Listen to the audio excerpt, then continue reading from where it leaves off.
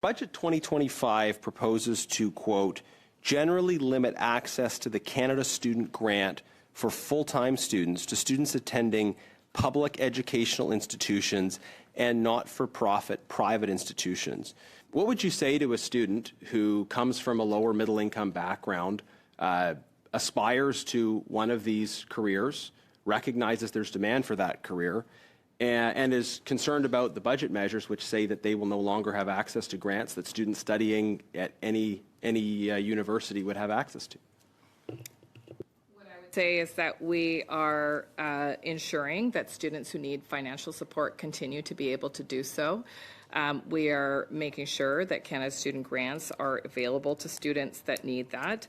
The minister will have an exemption. Respectfully, Minister, you're not, though. Like I just gave you the example. You've got a low-income young person who says, I've always wanted to become a chiropractor. Through no fault of my own, the institutions that offer that course of study are organized in a certain way. And because of a change in this budget, I will no longer be eligible for student grants. You've got people that rely on the services that are provided by folks in this area.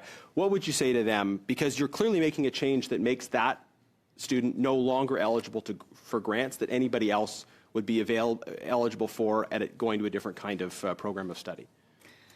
Well, I would say that if a profession is concerned about the changes in a circumstance where it's a very narrow circumstance like you're describing for chiropractic, that the minister does have an exemption authority, and I'm happy to work with the applicable programs.